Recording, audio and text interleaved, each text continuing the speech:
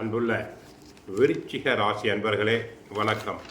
விருச்சிக ராசி அன்பர்களுக்கு 4ஆம் இடத்தில் ராகு, 5இல் சனி வக்கிரம், 8ஆம் இடத்தில் ராசிநாதன் செவ்வாய், 9இல் குரு புதன், 10இல் சூரியன் கேது, லாபஸ்தானத்தில் சுக்கிரன் நீச்சம் அடைந்திருக்கிறார்.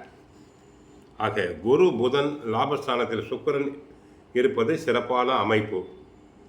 புதனால் தங்களுக்கு தரகு, கமிஷன், ஏஜென்சி போன்றவை லாபகரமாக நடைபெறும்.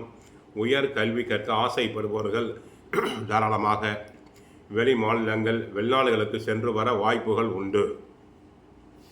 குருவினால் சுபகாரியங்கள் நல்ல விதத்தில் நடைபெறும். பெண்களுக்கு மனதிற்கு பிடித்த இடத்தில் வரன் அமையும். குழந்தை பாக்கியத்துக்காக ஏங்கிய பெண்களுக்கு நல்ல முறையில் குழந்தை பாக்கியம் கிடைக்கும். கணவன் மனைவி இடையே நல்ல உறவு உண்டாகும்.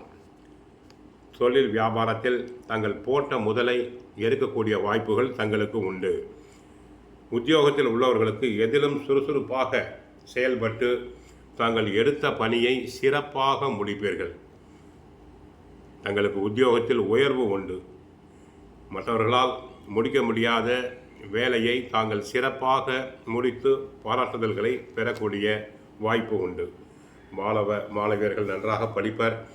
போட்டித் தேர்வுகளில் கலந்து கொண்டு வெற்றி பெறுவர். பரிசு, பாராட்டுதல்களை பெறலாம்.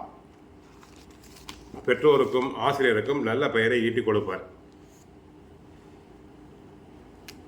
பூர்வ புண்ணிய குரு பாக்கியஸ்தானத்தில் இருப்பதால் தங்களுக்கு மனதில் நினைத்த எண்ணங்கள், பிரயாணங்கள், திட்டங்கள் அனைத்தும் நிறைவேறும்.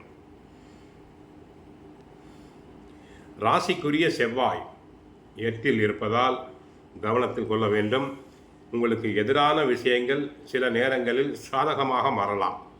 அதை நீங்களே அவசரத்தாலும் அலட்சியத்தாலும் கெடுத்து கொள்ளக்கூடிய நிலைமை உண்டு. வாகனங்களில் செல்லும்போது கவனமாக செல்லுதல் வேண்டும். கோவிலுக்கு சென்றால் கிருஷ்ண பரமாத்மாவை வழிபடுங்கள். வீட்டில் தினமும் சுந்தரகாண்டம், பகவத்கீதை படியுங்கள். வாழ்க வளமுடன், மங்களம் உண்டாகட்டும். ஹரே கிருஷ்ணா, ஹரே கிருஷ்ணா, ஹரே கிருஷ்ணா.